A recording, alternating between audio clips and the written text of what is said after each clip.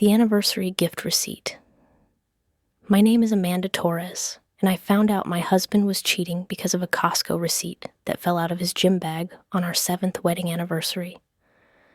Not a hotel receipt or a charge for roses sent to someone else, or a text message left carelessly open on a screen.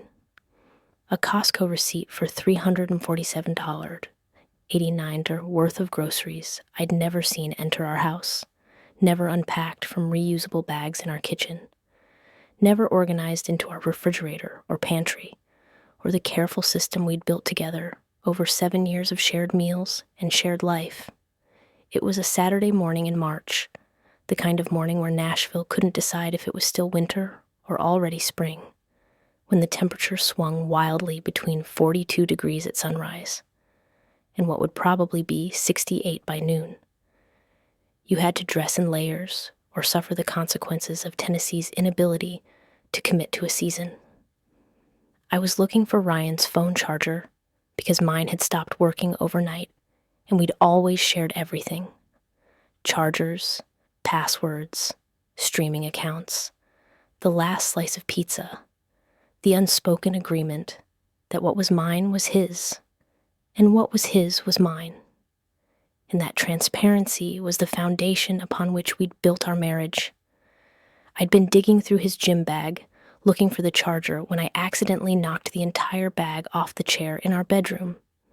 The contents spilled across our hardwood floor in a cascade of modern masculinity and health consciousness.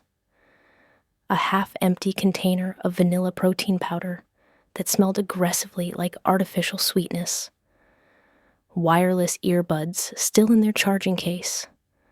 A stainless steel water bottle we'd gotten free at some 5K charity run neither of us had trained properly for, but had completed anyway out of stubbornness. 3 energy bars in flavors I couldn't pronounce. A Thai something, matcha something else. His lifting gloves that smelled like rubber and dedication, and the particular musk of the gym he went to 4 mornings a week before work, and tucked into the side pocket, folded once with the kind of care you give to something you mean to deal with later, but keep forgetting about. A receipt from Costco. I wouldn't have looked twice at it. Receipts fall out of gym bags and purses and pockets all the time. Small pieces of paper documenting the mundane transactions of daily life, except for the date printed at the top in that particular font receipts use. Thursday, March 14th, 6:47 p.m. I knew that date. I knew it because I'd been at Costco that exact Thursday evening doing our weekly grocery run, pushing one of those carts the size of a small car through aisles designed by someone who understood human psychology well enough to make you buy things you didn't know you needed until you saw them in bulk quantities that suggested both value and commitment. I'd gotten home around 7:15 p.m. with our usual haul. Chicken breasts in quantities that required freezing half, mixed vegetables that would last us 2 weeks, pasta in boxes that felt slightly excessive, but cost less per pound than buying smaller amounts, coffee in a container large enough to be considered a weapon, toilet paper in quantities that suggested we were either preppers preparing for societal collapse or just realistic about how much toilet paper 2 people actually use over the course of a month. Ryan had texted me that Thursday at 6:30 p.m. while I was standing in the checkout line watching my total climb past $200 and making mental calculations about whether we'd gone over budget. The text had been brief and apologetic in that way. Texts are when someone is busy and typing quickly. Still at work. Analysis is taking longer than expected. Don't wait up for dinner. I'll grab something on the way home. Should be back by 9. I had eaten leftover pasta alone at our kitchen table while half watching a documentary about ocean conservation that kept getting interrupted by my scrolling through social media. I'd been asleep by 10:30, and Ryan had come home sometime after that, kissed my forehead without waking me fully. I remembered the sensation of his lips and the smell of his cologne mixing with something else I couldn't identify. And I drifted back into sleep, assuming he'd been exactly where he said he was. At his office downtown in one of those glass towers that looked impressive during the day and slightly dystopian at night. Working on the financial analysis for the merger his company was negotiating with a competitor. The merger he'd been complaining about for 3 weeks. Because the target company's books were, in his words, a disaster wrapped in optimism and held together with lies and the kind of accounting that makes you wonder if anyone actually checks these things. But according to this receipt, this small piece of thermal paper that was already starting to fade the way receipts do, the ink gradually disappearing, like it knows its contents are only temporarily important. At 6:47 p.m. on Thursday, Ryan hadn't been at his office on the 14th floor of that glass tower. He'd been at Costco. Our Costco. The one on Charlotte Pike that we went to every week because we had a membership, and because buying in bulk made financial sense, even if it meant our pantry always looked like we were preparing to feed a small army. 17 minutes from our house. 7 minutes from his office if traffic was light, which it usually was that time of evening. I sat down on the bedroom floor, still holding the receipt in hands that had started to shake in that way, hands shake, when your body knows something terrible before your brain has fully processed the information, before your conscious mind has caught up to what your nervous system has already figured out. I read through the items line by line like I was studying evidence at a crime scene, which in a way I suppose I was, though I didn't know yet what crime had been committed, or who the victim was, or whether I was about to become one. The receipt listed groceries, normal groceries, the kind of things you'd buy if you were stocking a kitchen, but they were groceries I'd never seen. Organic whole milk that we never bought, because Ryan said organic was marketing and the cows didn't care about certifications. Cage-free eggs that we also never bought for similar reasons. Gluten-free sandwich bread, 2 loaves, which made no sense because we weren't gluten-free, and Ryan had literally written essays on social media about how gluten sensitivity was invented by marketing departments to sell expensive bread to people who wanted to feel virtuous about their dietary choices. Grass-fed ground beef, wild-caught salmon, organic mixed berries, almond butter in quantities that suggested regular consumption.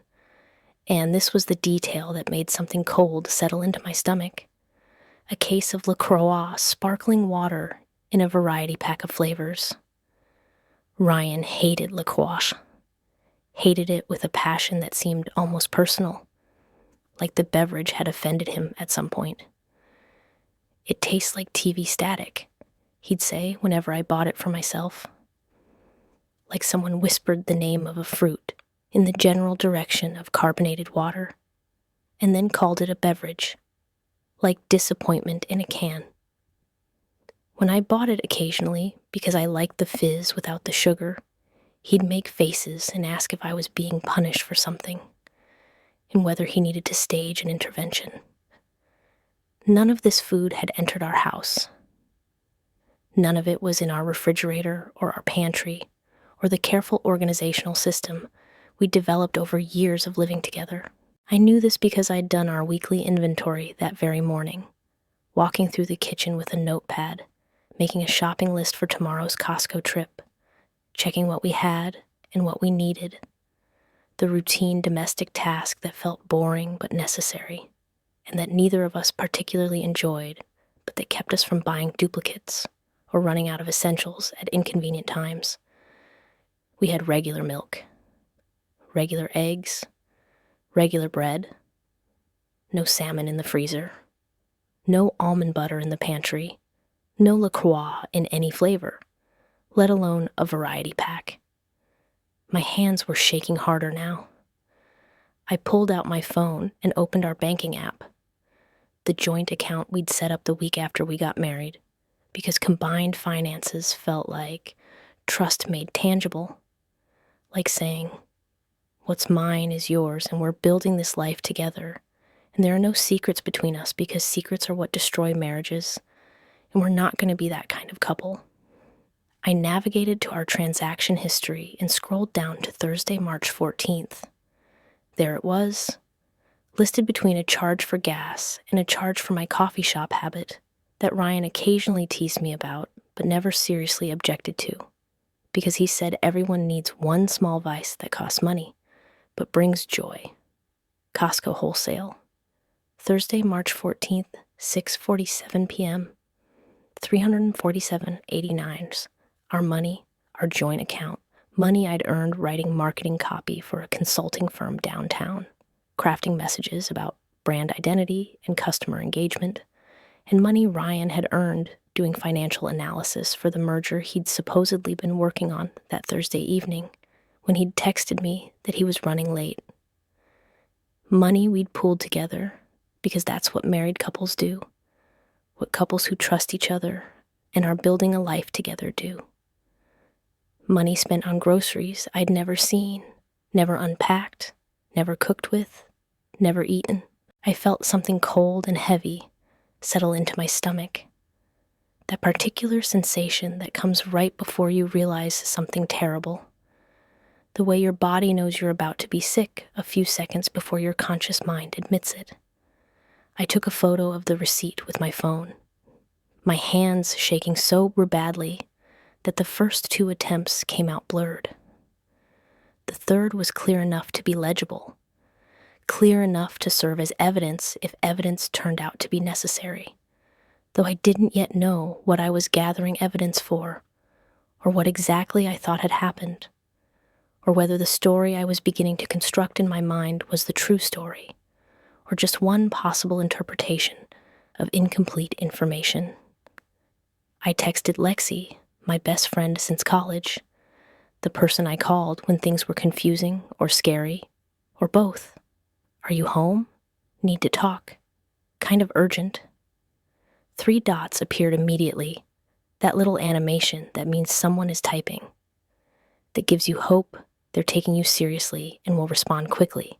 Home. What's wrong? Can I come over? Now? I found something, and I need you to tell me I'm not crazy. Doors open. I'll put on coffee. Drive safe. I grabbed my purse, left the receipt on the bed like evidence I wasn't ready to move yet, and drove the 12 minutes to Lexi's house in Inglewood, one of Nashville's neighborhoods that was gentrifying rapidly, where old bungalows were being renovated by young professionals who'd been priced out of East Nashville and were willing to take a chance on an area that was up and coming, which was real estate code for not there yet, but getting better. She lived in a small house she'd bought 2 years ago after saving for a decade, the kind of place real estate agents called charming when they meant small but in a good location with potential. Lexi met me at the door with 2 mugs of coffee already made, black for me, and with cream for her, a detail she'd remembered from 1,000 shared coffee breaks and late-night conversations. She took one look at my face.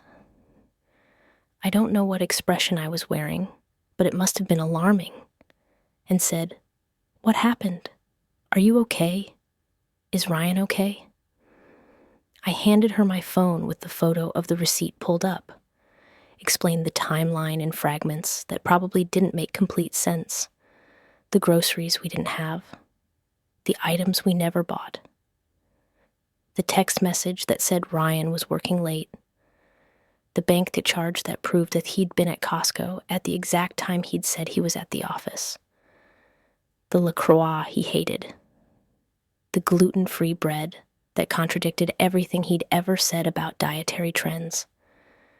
Lexi read the receipt 3 times, her face settling into the expression she used when she was thinking hard about something, the expression I'd seen her use in college when she was working through a difficult problem, or trying to understand why someone was behaving in a way that didn't make logical sense. She was an English teacher now, taught high school juniors and seniors, and she'd developed over the years what she called her bullshit detector, an ability to tell when someone was lying or hiding something, or performing an emotion they didn't actually feel. Teenagers were terrible liars, she'd told me once. And after 8 years of teaching, she could spot deception from across a classroom. These are groceries for someone with specific dietary preferences or requirements, she said finally, setting my phone down on her kitchen table, with the kind of care you give to evidence in a trial. Organic everything, gluten-free bread, wild-caught fish, grass-fed beef. This is someone who's either very into wellness culture, the kind of person who shops at Whole Foods and reads labels and cares about where their food comes from, or someone who has actual dietary restrictions that require these specific choices. Ryan makes fun of people like that, I said, hearing my voice come out strange, higher than usual. He calls them food Puritans and says they're wasting money on marketing designed to make them feel superior to people who buy regular groceries. He wrote a whole Facebook post about it once. Got into an argument in the comments with someone from his gym. Right. So he's not buying this for himself, and he's not buying it for you because none of it's in your house, which means he's buying it for someone else. We sat in silence for a moment. The coffee was too hot to drink, but I held the mug anyway, needing something to do with my hands, needing the warmth against my palms to ground me in physical sensation, because my thoughts were starting to spiral into territory I didn't want to explore yet.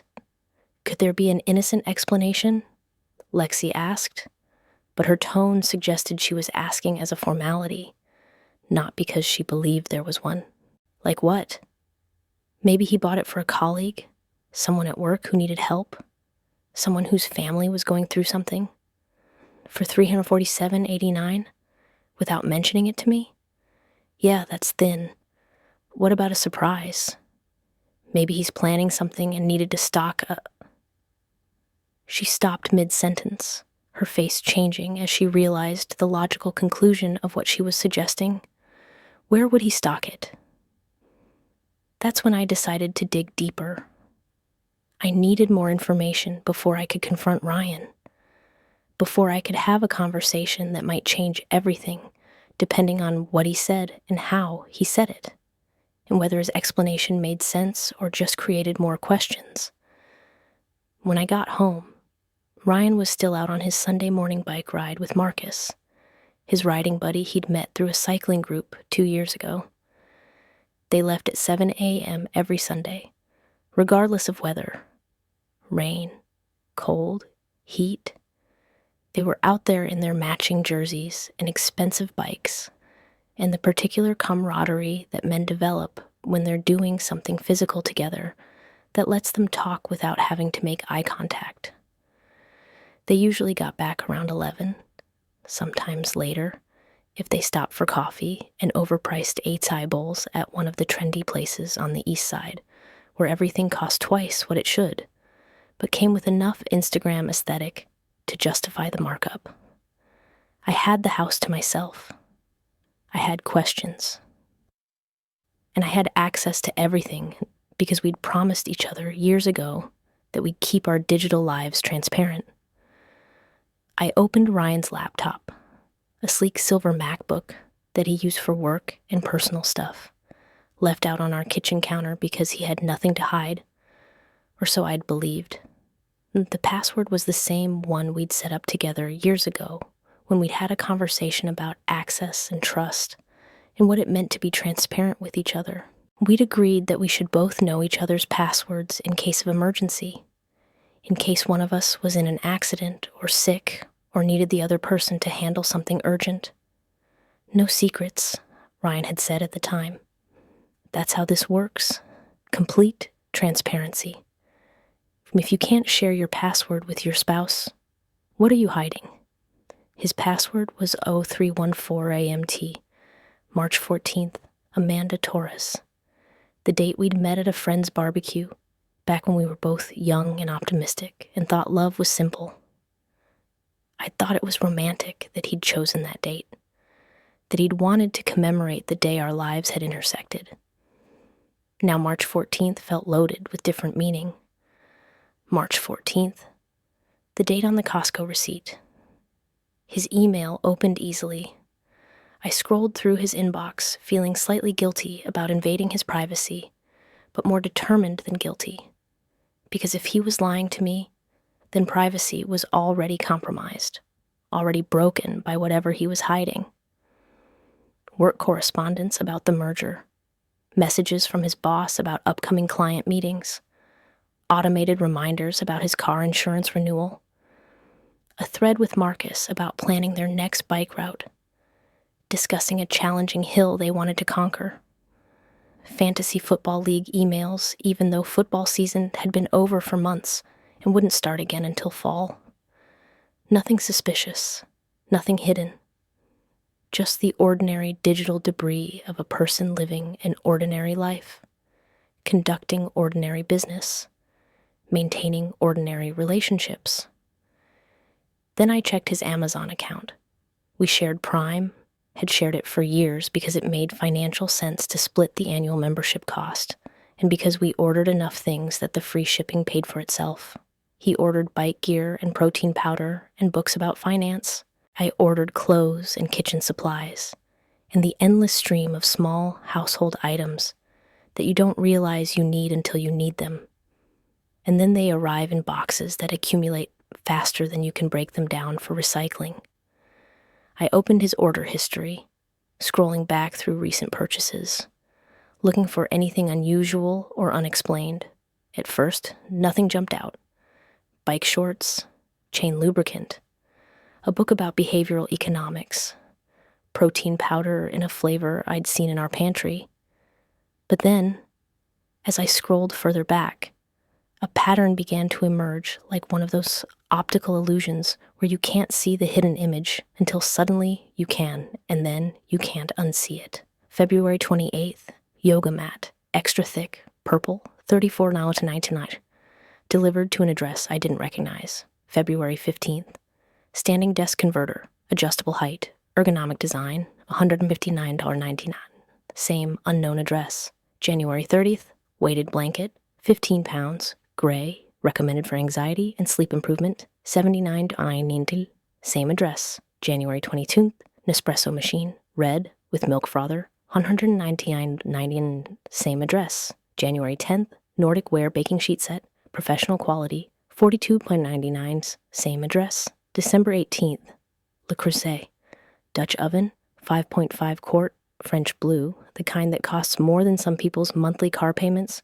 $349.999, same address. December 3rd, Vitamix blender, professional series, powerful enough to blend anything, including probably small rocks, $449.99, same address, 7 items, 8 if you counted the most recent yoga mat order, over $1,300 worth of home goods and kitchen equipment and wellness items, things we didn't have in our house, things I'd never seen delivered to our doorstep.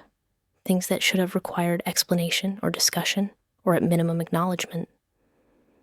But what made my stomach drop, what made the room feel suddenly smaller and the air thinner, wasn't just the items themselves. It was the delivery address. The same address repeated on every order, like an accusation. 47882, Belshire Avenue, Apartment 3B, Nashville, TN 37209. An address I'd never heard Ryan mention.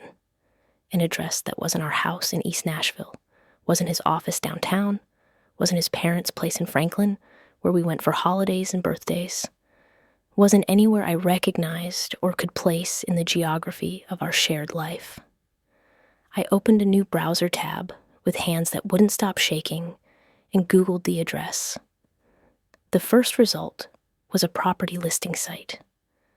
The Flats at Sylvan, a modern apartment complex in Sylvan Park, one of Nashville's trendy, walkable neighborhoods, the kind of place that advertised luxury living and urban convenience, and all the other phrases real estate developers use to justify charging premium rent. The website showed photos of sleek units with floor-to-ceiling windows, quartz countertops, stainless steel appliances, exposed brick walls, the aesthetic of calculated coolness that appeals to young professionals who want to feel like they're living in a more sophisticated version of themselves.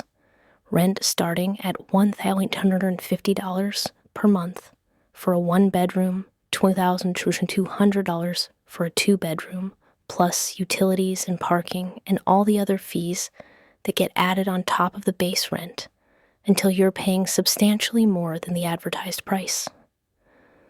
I went back to our joint bank account, the account we'd promised would be transparent, and started scrolling backward through months of charges, looking for anything that matched the address or the property name, or any variation that might explain why Ryan had been sending expensive home goods to an apartment complex I didn't know he had any connection to. That's when I found it. A recurring charge that I'd seen before in passing, but had never questioned, because it looked like random letters. The kind of business name that could be anything. A software subscription, a professional membership, some work-related expense that Ryan handled, and that I didn't need to understand the details of. SP Management LLC, $150 charged on the first of every month, as regular and predictable as rent, because that's exactly what it was. I scrolled back, counting, 8 months, since July. July 1st specifically, which meant, I did the mental math quickly, that the first charge had appeared 2 days before our 6th wedding anniversary. July 3rd, we'd celebrated at Husk, one of those restaurants where they'd tell you which farm every ingredient came from, and the waiters all seemed to know things about wine pairings and flavor profiles that make you feel simultaneously sophisticated for being there and inadequate for not already knowing these things. Ryan had given me a necklace, simple and elegant, a silver pendant on a delicate chain that had cost more than I'd expected, and that he'd said reminded him of the first time he'd seen me at that barbecue all those years ago. We'd talked over dinner about our life together, about how happy we were, about maybe starting to try for kids in the next year or two if we felt ready, about how lucky we felt to have built this partnership that felt solid and stable and good. 2 days before that anniversary dinner, where he'd told me he loved me, and we'd made plans for a future that included children and decades of growing old together. Ryan had signed a lease on an apartment I didn't know existed, and had started paying $1,950 a month for a secret life I wasn't part of. I sat at our kitchen table, the vintage wooden table we'd found at a flea market in Franklin 3 years ago. The one that had been scratched and damaged and ugly until Ryan had spent 2 weekends sanding it down and refinishing it by hand. Working in our garage with patience and care to restore something he said had good bones and deserved to be beautiful again. And I tried to construct an innocent explanation for all of this, tried to imagine scenarios where a husband secretly rents an apartment for 8 months, furnishes it with Amazon orders totaling over $2,300, stocks it with groceries including items he supposedly hates, all without telling his wife. And it's not betrayal, not deception, not the foundation of a second life that runs parallel to the one they've built together. I couldn't. Every scenario I constructed, every possible explanation I attempted, led to the same conclusion through slightly different paths. Ryan was living a double life. He had a second home, probably a second partner, maybe a whole second version of himself, the version that did yoga and ate organic food and drank LaCroix and baked things in expensive Dutch ovens, a version that didn't include me or our marriage or any of the promises we'd made to each other. My phone buzzed, a text from Ryan. Done with the ride, grabbing lunch with Marcus at that new SI place. Home by 2. Hope you're having a good morning. Love you. Marcus, his riding buddy. The friend I'd met maybe 4 times in 2 years, despite their weekly rides, always briefly in passing, when he'd dropped Ryan off or picked him up. The kind of acquaintance you wave to but don't really know. The convenient alibi that appeared every Sunday morning like clockwork. I stared at the text, at those 2 words at the end that should have meant something, but now felt empty. Love you. Did he? Did he love me while maintaining a secret apartment? Did he love me while buying furniture for someone else? Did he love me while lying every time he said he was working late, or having lunch with Marcus, or any of the other small deceptions that now seemed less small? Sure, I texted back, keeping my response brief and neutral. See you then. Love you too, I added after a moment's hesitation, because I didn't know what else to say, and because the words were automatic after 7 years of marriage, reflexive like breathing, but they felt like lies now even though I wasn't the one who'd been lying. Or maybe I was lying. Maybe I'd been lying to myself for 8 months, ignoring signs I should have seen, trusting when I should have questioned, believing in transparency that had been an illusion the whole time. I spent the next 3 hours doing what I probably should have done earlier, but had been too trusting or naive or willfully blind to do. I investigated my own husband like he was a stranger I was trying to understand, someone whose patterns and habits and digital footprint might reveal truths his words had concealed. I searched through our shared cloud storage, folders we'd both had access to for years, mostly filled with photos from vacations and scanned documents and files we'd saved for various reasons and then mostly forgotten about. Most folders were exactly what they claimed to be. Tax documents from previous years, photos from our wedding, from trips to the Smokies in Charleston and that weekend in Chattanooga, receipts for major purchases we'd kept for warranty purposes. But then I found a folder labeled simply Financial Docs 2024. Innocuous enough that I'd never looked at it, because Ryan handled most of our financial organization, and I'd trusted him to keep things in order. Inside was a single PDF, a lease agreement. I opened it with a sense of inevitability, knowing what I was going to find, but needing to see it anyway, needing the confirmation before I could decide what to do next. The flats at Sylvan, apartment 3B, lease agreement dated June 28th, 2024. Tenant, Ryan M. Torres monthly rent, $119.50, security deposit, $119.50, paid in full, lease. Start date, July 1st, 2024, lease term, 12 months, lease end date, June 30th, 2025, signed in Ryan's handwriting, the signature I'd seen on our marriage certificate and our mortgage documents and birthday cards he'd given me.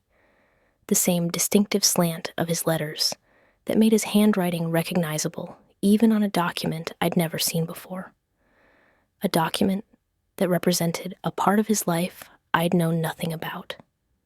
5 days. He'd signed this lease 5 days before our anniversary. 5 days before he'd taken me to an expensive dinner and given me jewelry and told me he loved me more than ever and that he was excited about our future together. I felt physically sick. Actually nauseated in the way you get when stress becomes too much for your body to process psychologically and has to manifest physically instead. I ran to the bathroom and threw up the coffee I'd had at Lexi's house, then brushed my teeth and rinsed my mouth and stared at my face in the mirror, trying to recognize the person looking back at me. Was I the kind of woman whose husband kept an entire apartment secret for 8 months? Was I the kind of wife who was so trusting, or oblivious, or both, that I hadn't noticed $1,950, leaving our account every month? Hadn't questioned where he was, or what he was doing? Hadn't picked up on whatever signs must have been there if I'd just been paying attention? I was, apparently. That was the truth I saw in the mirror. Not the betrayal itself, but my complicity in not seeing it. my willingness to accept his explanations without questioning them, my belief that transparency meant something when one person was keeping secrets. I thought about calling Lexi back, thought about calling my mother, though that would open a whole different conversation I wasn't ready for, because my mother had loved Ryan from the moment she'd met him, had said he was stable and responsible, and exactly the kind of man you build a life with. And I didn't want to be the one to shatter that image yet. Didn't want to have to explain how stable and responsible included secret apartments and double lives. I thought about calling a lawyer, though I didn't even know if lawyer was what I needed yet. Didn't know if this was heading toward divorce or confrontation or some kind of explanation that would somehow make sense of everything, even though I couldn't imagine what that explanation could be. Instead, I got in my car and drove to 4782 Belshire Avenue. The drive took 15 minutes through Sunday afternoon traffic, past neighborhoods I knew and neighborhoods I didn't, through parts of Nashville that had been gentrified and parts that were still waiting for their turn, until I reached Sylvan Park and found the flats, tucked onto a side street where new development met old residential architecture in an uneasy mixture of progress and preservation. The building looked exactly like the website had promised. 3 stories of modern architecture trying hard to look urban and sophisticated and successful. Red brick facade that probably wasn't actual brick, but the kind of material designed to look like brick while being cheaper and easier to maintain. Large windows with what appeared to be blinds or curtains visible in most units. A small courtyard at the entrance with carefully maintained landscaping and artificial turf that stayed green year-round without the hassle of actual grass. String lights hung between posts in the courtyard, presumably creating ambiance in the evenings when young professionals came home from their jobs and pretended they were living in a more glamorous version of Nashville than actually existed. A sign near the entrance advertised luxury living in the heart of Sylvan Park, as if luxury could be advertised on a vinyl banner, as if the heart of anything was a matter of geography rather than character. I parked in a visitor spot, turned off my engine, and sat there for what felt like an hour, but was probably 15 minutes, trying to decide what I wanted to accomplish by being there. Did I want to knock on the door of apartment 3B? Did I want to catch Ryan with whoever he'd furnished this apartment for? Did I want confirmation? Or did I want to stay in the liminal space of not quite knowing where I could still convince myself there might be an innocent explanation, even though deep down I knew there wasn't? I wanted the truth, even if the truth was going to hurt worse than the not knowing, even if the truth was going to require decisions I wasn't ready to make.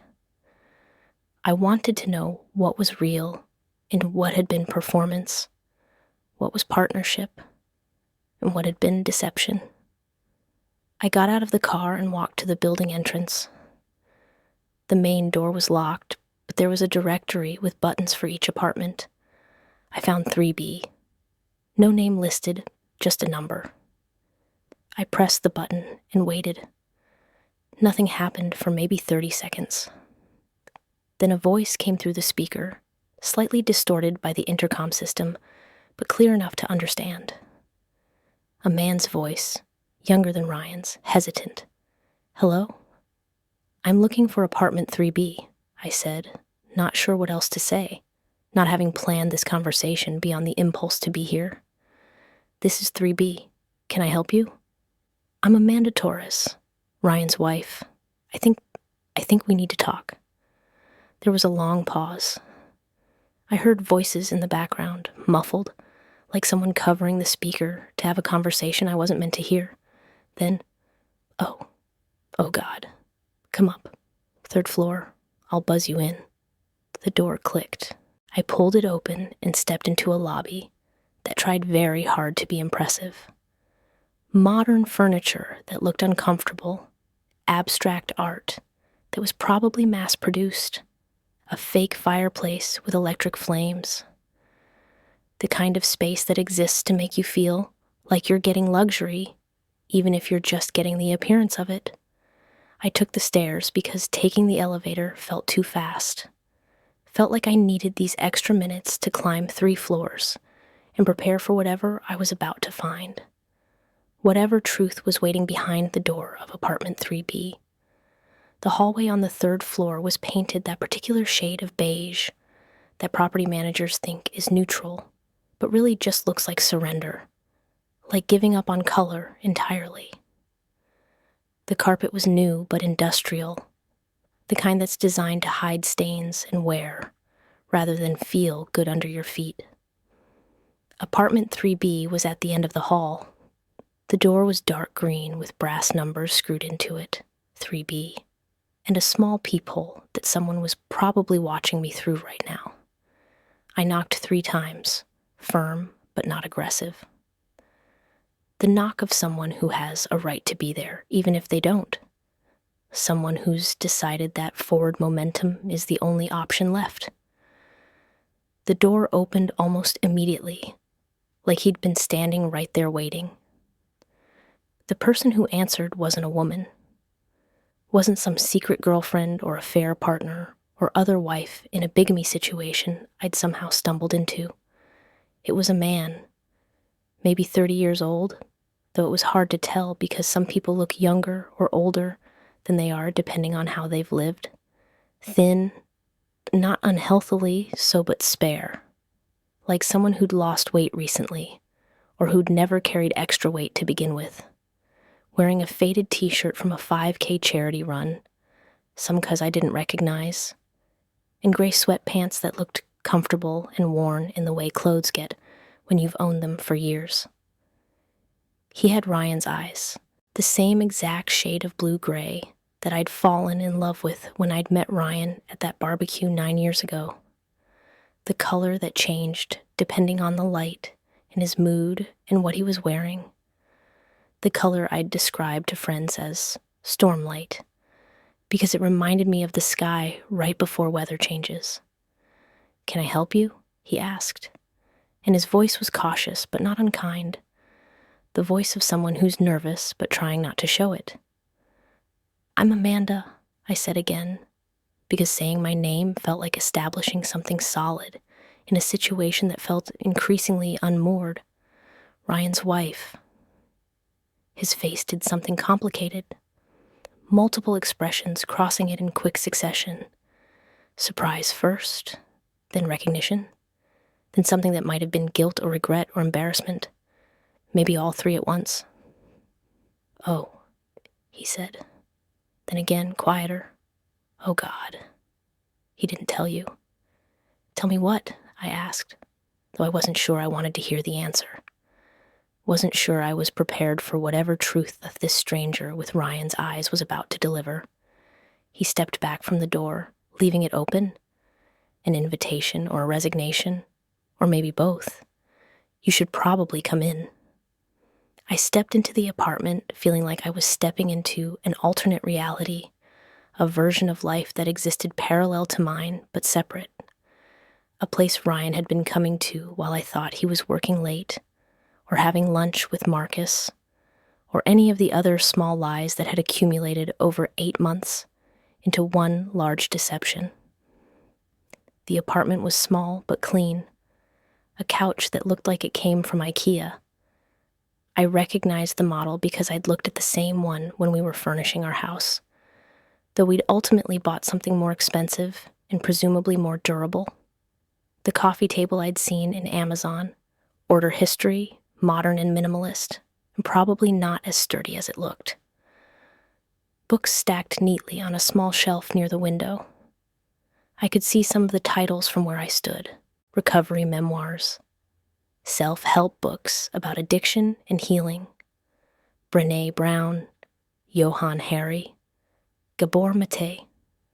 The yoga mat was rolled up in the corner, purple like the one I'd seen in the Amazon order. The standing desk converter sat on a small desk near the window with a laptop and a reusable water bottle and a framed photo I couldn't see from this angle. Everything was organized and tidy in a way that suggested either someone naturally neat or someone working hard at maintaining order as a form of control or stability. "I'm David," the man said, and suddenly everything clicked into place, in a way I hadn't expected, in a way that made the story I'd been constructing completely wrong, even though all the facts had been correct. David, Ryan's brother. Ryan had a younger brother named David, who I'd met exactly twice in 7 years of marriage. Once at our wedding, where he'd shown up 45 minutes late, clearly high on something.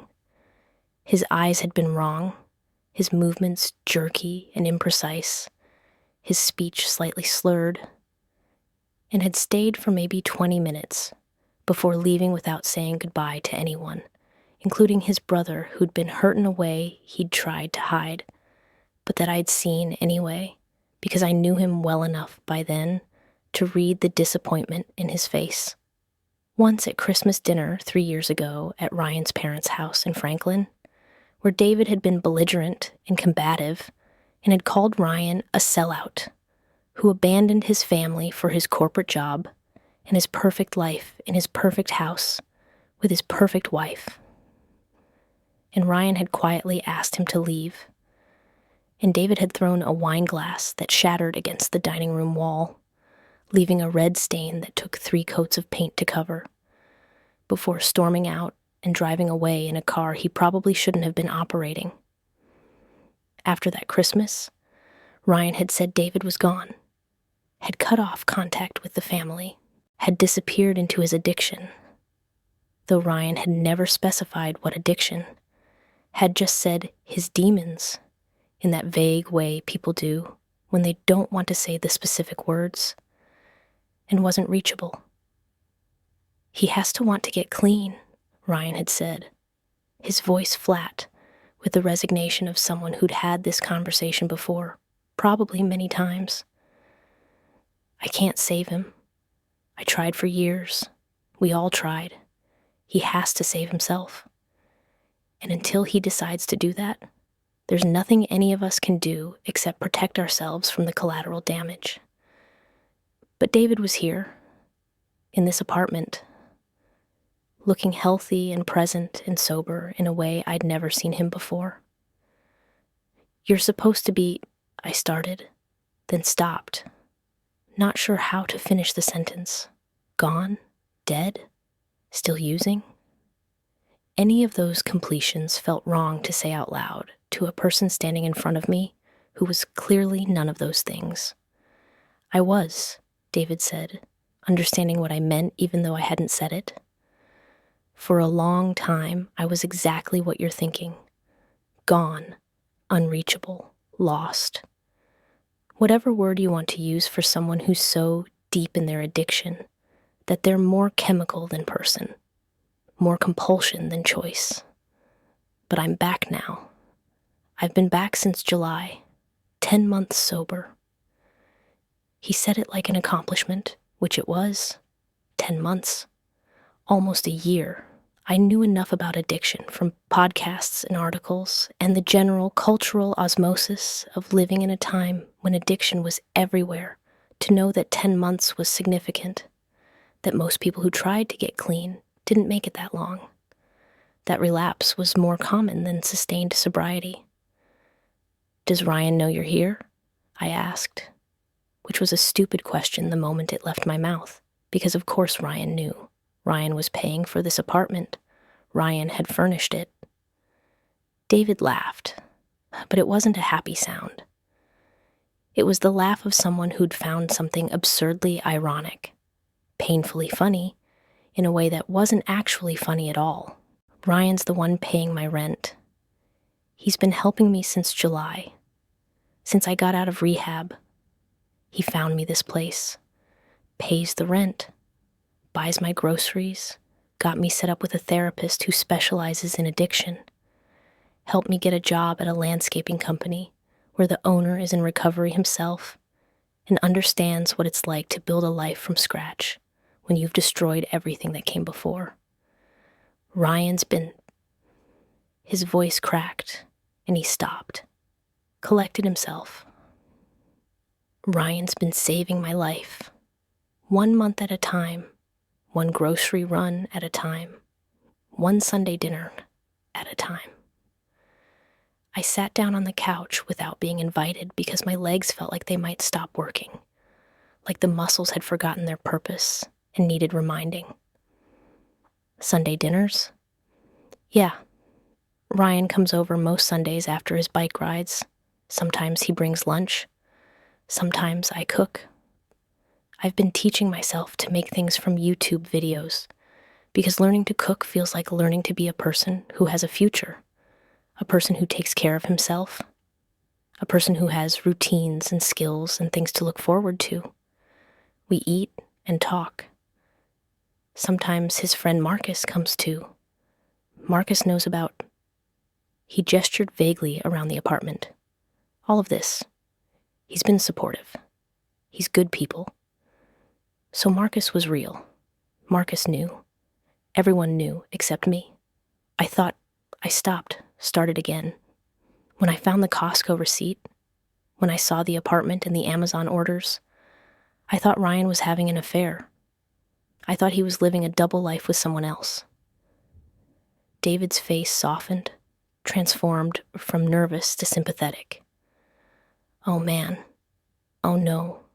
No, nothing like that. Ryan loves you. Like talks about you, constantly loves you.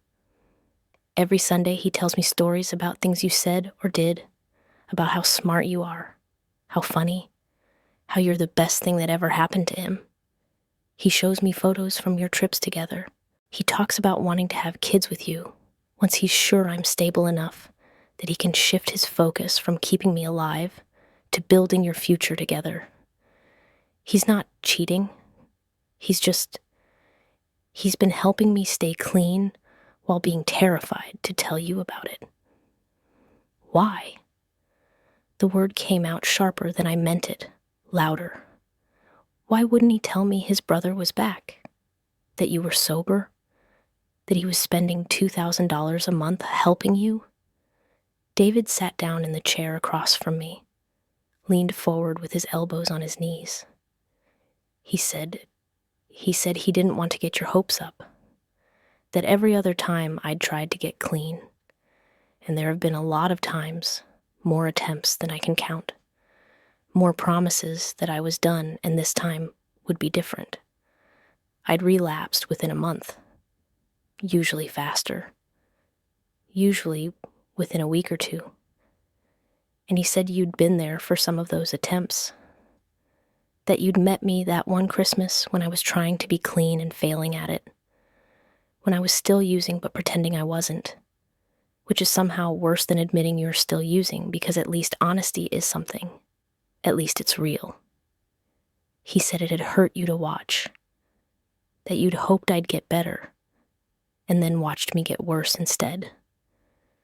That you'd asked about me afterward, asked if there was anything you could do to help, and he'd had to tell you no, there wasn't.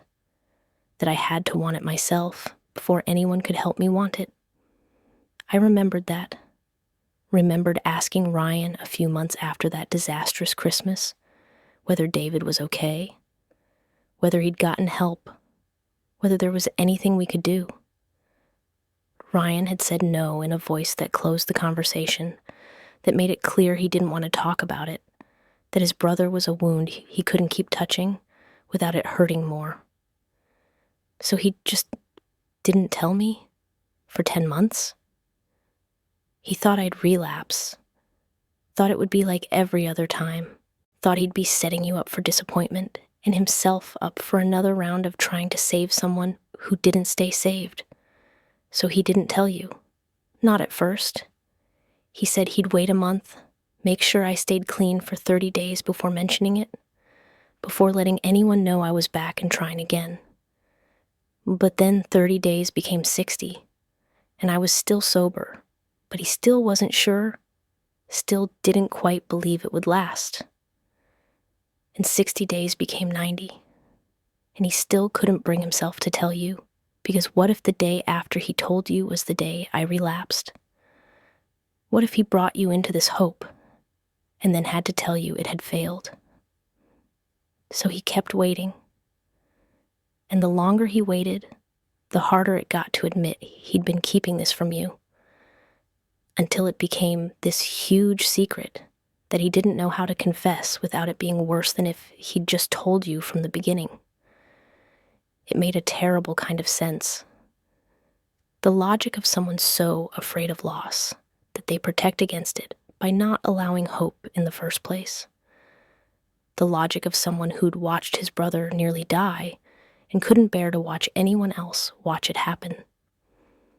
"I thought he didn't trust me," I said quietly. "He trusts you more than anyone. That's why it hurt him so much to keep this from you. That's why he kept almost telling you and then chickening out.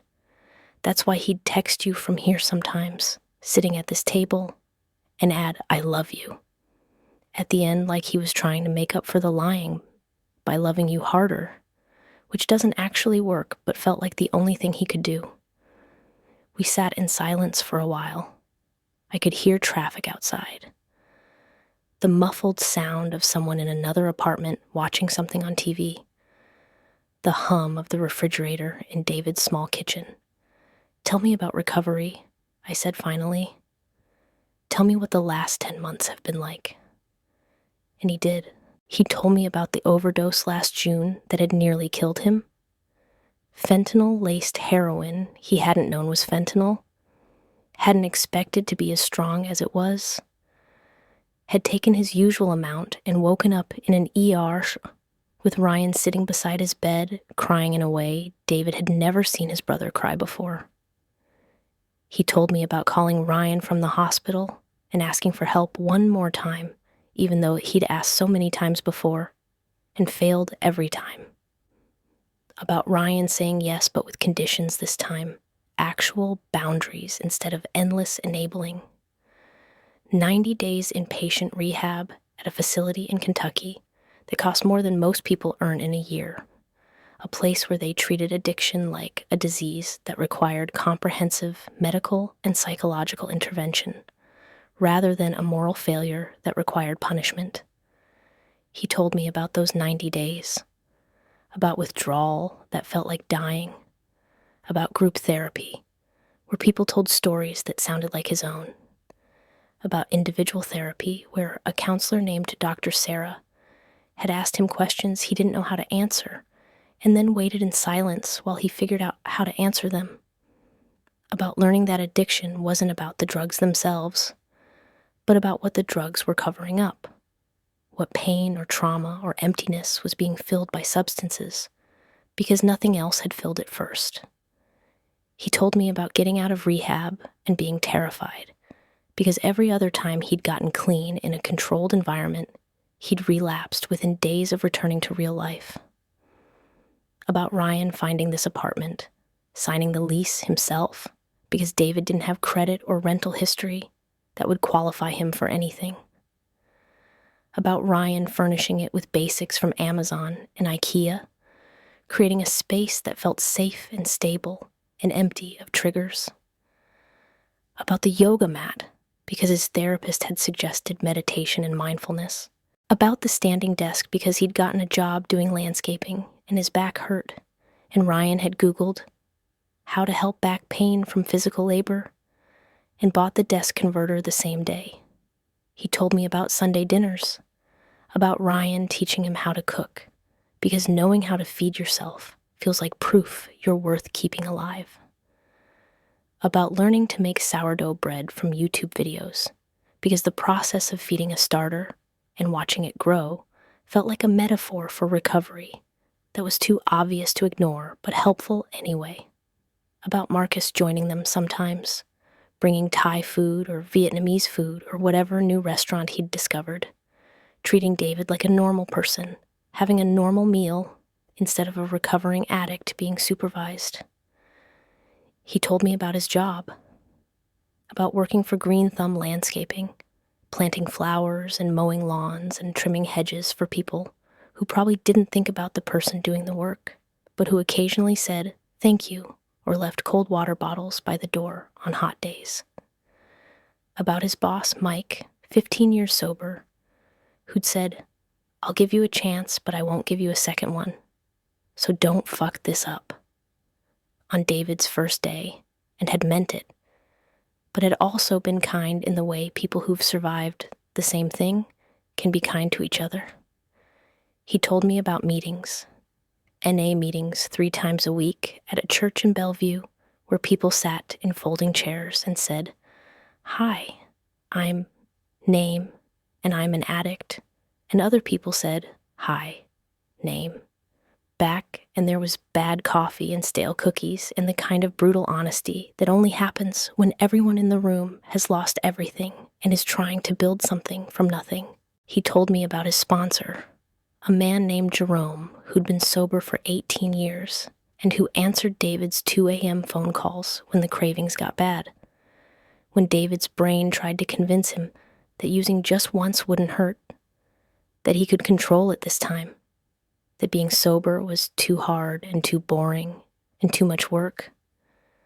Jerome would talk him through it, remind him why he'd gotten clean in the first place, tell him to call back in an hour if he still wanted to use, knowing that most cravings pass within an hour if you can just survive them without acting on them.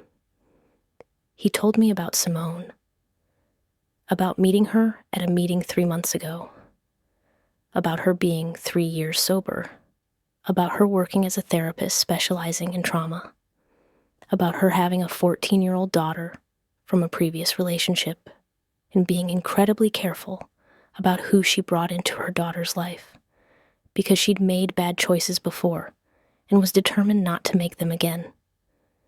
About them going slowly, dating in the careful way people in recovery date, making sure they were building something healthy rather than just replacing one addiction with another. By the time David finished talking, 2 hours had passed. It was after 3 p.m. Ryan would be home soon, wondering where I was. "Thank you for telling me," I said, "for letting me in. I'm sorry Ryan didn't tell me sooner. I'm sorry you thought you had to keep the secret." "It wasn't my secret to tell," David said. "It was Ryan's.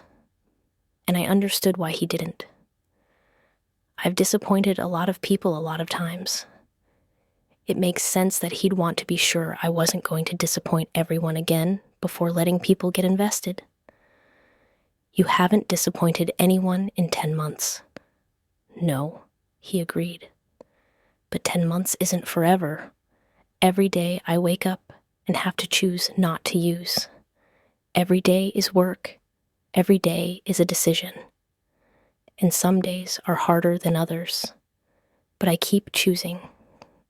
One day at a time, which sounds like a cliche because it is a cliche. But cliches become cliches because they're true enough, often enough, that people keep saying them. I drove home feeling like I'd lived several days in the span of a few hours. When I got there, Ryan's bike was in the garage. He was in the kitchen making dinner. Chicken stir-fry, one of the 3 dishes he could cook competently, something he made when he wanted to be helpful, or when he was nervous and needed something to do with his hands. He looked up when I walked in, smiled his normal smile. "Hey, how was your afternoon?" I was starting to get worried. "You didn't answer my text." "I need to talk to you," I said, setting my purse on the counter with more force than necessary. His smile faltered, fell away entirely. That sounds ominous. I pulled the Costco receipt out of my purse. I'd taken it from the bed where I'd left it that morning and set it on the counter between us like evidence at a trial. "I found this yesterday, in your gym bag. Want to tell me where the groceries went?" I watched his face cycle through expressions like a slow-motion film. Confusion for just a second, like he was trying to place what I was talking about. Then recognition, his eyes widening slightly, as he understood what receipt I meant. Then calculation, I could almost see him running through possible responses, trying to decide what to say. Then fear, real fear. the kind that makes your face go pale and your breath catch. Then something that looked like resignation, like he'd been waiting for this moment and dreading it.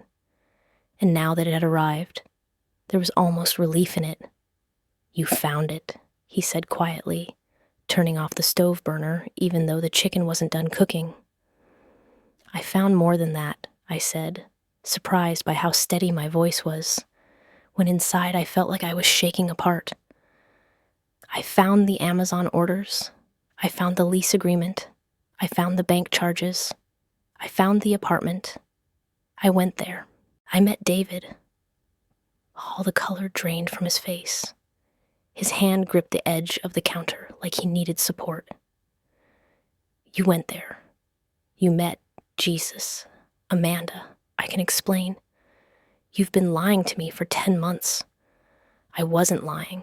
I was protecting you, protecting both of us, protecting him. You were what? Making decisions for me? Deciding what I could handle? Treating me like a child instead of your partner?" He opened his mouth, closed it, opened it again. Yes, and yes. I did all of those things, and I was wrong. I know I was wrong. But every single time David has tried to get clean before, and there have been so many times, Amanda, so many times I can't even count them anymore, he's relapsed. Usually fast, usually within a week or two. And it breaks my heart every single time. It breaks my parents' hearts. It breaks anyone who dares to hope that maybe this time will be different. "So you just didn't tell me he was back?" I finished. "Didn't tell me he'd been sober for 10 months? Didn't tell me you were spending $2,000 a month of our money helping him?" "It's my money too," he said. But his voice was weak, defensive. "It's our money, Ryan. That's what a joint account means. That's what marriage means. We make big decisions together, and secretly supporting your brother for 10 months while lying about where you are and what you're doing. That's a big decision." He pulled out one of the kitchen chairs and sat down heavily. I know I should have told you. But at first, I really thought he'd relapse within a week. I thought there was no point in telling you he was back if he was just going to disappear again. So I waited, told myself I'd tell you after 30 days if he stayed clean. But when 30 days came, I still wasn't sure. I couldn't trust it yet. So I waited for 60, then 90. And the whole time he was staying sober, and I was terrified that the moment I told you, the moment I let anyone else hope, that would be the moment he'd relapse. Like hope was a curse. Like believing in him would jinx it. "That's not how recovery works," I said. "I know that intellectually, but fear doesn't care about logic. And I've been so scared, Amanda. Scared he'd die. Scared I'd lose him for real this time. Scared that if I shared that fear with you, it would become bigger, harder to carry. So I carried it alone. And I know that's not what we promised each other. I know marriage is supposed to be about carrying things together, but I couldn't. I couldn't watch you hope and then have to tell you he'd failed again." I sat down across from him. "You could have let me decide what I could handle. You could have trusted me. I do trust you. Then why did you lie for 10 months? "Because I love you," he said, and his voice cracked. "Because I love David. Because I love both of you, and I couldn't figure out how to protect both of you at the same time. So I chose to protect you from hope, and him from judgment, and myself from having to admit I was keeping this enormous secret. That's not protection. That's control. That's you deciding what I get to know about my own life, my own marriage, my own family. I know. You're right. I'm sorry. I'm so sorry." We sat in silence for a long time. The stir-fry was getting cold. The kitchen smelled like soy sauce and failure. "What happens now?" Ryan asked finally. Now you tell me everything. No more secrets. No more lies. You tell me the truth even when it's hard. Even when you think it might hurt me. Even when you're scared. That's what partners do. Okay, I will. I promise. And you introduce me to your brother, properly. Not as his landlord's wife, but as his family. Because that's what he is. Family. He'd like that. He's wanted to meet you properly. Wanted to tell you himself, but felt like it wasn't his place. Can you forgive me? Ryan asked, looking at me with eyes that were red and wet. I don't know yet, I said honestly. Ask me again in a few months. Ask me after you've proven you meant what you said about no more secrets. But I'm willing to try. I'm willing to work on rebuilding what you broke. The next Sunday, we went to David's apartment together. I brought groceries this time.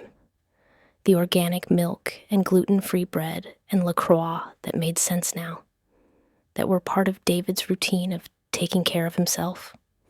Ryan brought a pot of the chili he'd been making for their Sunday dinners, the recipe his mother had taught him, the meal that meant comfort and consistency. David answered the door looking nervous. Hi, Amanda. I wasn't sure. Thank you for coming back. Thank you for not just walking away from all of this. Family doesn't walk away, I said, even when it's complicated, even when it's hard. We ate chili and talked about recovery in more depth than our first conversation. David told me about his job at Green Thumb Landscaping, about planting azaleas at a house in Belmead, and watching a kid on a tricycle ride past and feeling something like contentment. Like maybe he had a future that included simple moments of watching kids ride tricycles while he made gardens beautiful. He showed me photos on his phone, transformations of yards from overgrown to maintained, from neglected to cared for, the before and afters that felt like metaphors for his own transformation. He showed me the sourdough starter he'd been maintaining for 3 months, kept in a jar on his counter and fed twice a day with flour and water, like a pet that required minimal but consistent care. It's alive, he said. I keep it alive. And that feels important somehow, like proof I can keep something alive when for so long I couldn't even keep myself alive. He showed me his calendar on the wall, a paper one, not digital, where he marked each day sober with a small check mark. 10 months of check marks, 300 days of choosing not to use, 300 small victories that added up to one large transformation. Over the following months, Sunday dinners became routine. Sometimes at David's apartment, sometimes at our house, sometimes at restaurants where we'd meet Marcus and Simone's daughter Maya, who was 14, and smart and had zero patience for adult bullshit, but seemed to genuinely like David in that cautious way teenagers like adults, they're not required to like. We celebrated David's 1-year sobriety in July at our house, invited his NA sponsor Jerome and his therapist, Dr. Sarah, and his boss Mike, from Green Thumb, and a dozen people from his meetings. People I didn't know, but who'd been part of keeping David alive when things got hard. I made a cake that said 1 year in blue frosting that I'd struggled with, because frosting is harder than it looks. And David cried when he saw it, cried in front of everyone, and didn't apologize for crying, because he'd learned in therapy that crying was just feeling, and feeling was just being human. At 18 months sober, David moved to a bigger apartment he could afford on his own. Still modest, still in Sylvan Park, but a 2-bedroom so Simone's daughter could stay over sometimes, so David could prove to himself and to Simone and to Maya that he was building a life that had room for other people in it. Ryan kept helping with groceries even though David was paying his own rent now, because that's what big brothers do. And because the Sunday shopping trips had become a ritual that meant more than the groceries themselves. At 2 years sober, David got promoted to crew leader at Green Thumb, started taking classes at Nashville State Community College, studying horticulture because he'd discovered he liked working with plants, liked the science of keeping things alive, liked knowing the names of what he was planting and why certain plants thrived in certain conditions. He proposed to Simone at 2.5 years sober in the garden at Cheekwood, where they'd had one of their first dates, where they'd walked among flowers David could now name and identify and explain the care requirements for. She said yes. They're planning a small wedding for next spring. Last month, on our 9th anniversary, Ryan took me back to the flats at Sylvan. Not to David's old apartment, he'd moved out over a year ago, but to the courtyard where those string lights hung between posts, where young professionals pretended they were living in a more glamorous Nashville. We sat on a bench and Ryan pulled a Costco receipt from his pocket from that morning. I bought groceries for David earlier, he said. Same things as always. Organic milk, gluten-free bread, LaCroix in flavors I still don't understand the appeal of. I'm giving you this receipt because I don't want there to be any more groceries you don't know about, any more purchases you discover by accident, any more secrets between us. I took the receipt and put it in my wallet next to my driver's license and credit cards and the coffee shop loyalty card I'd been filling out for months. Thank you, I said, for finally trusting me enough to include me, for finally understanding that partnership means facing hard things together instead of one person carrying everything alone. I'm still learning, he said, but I'm trying.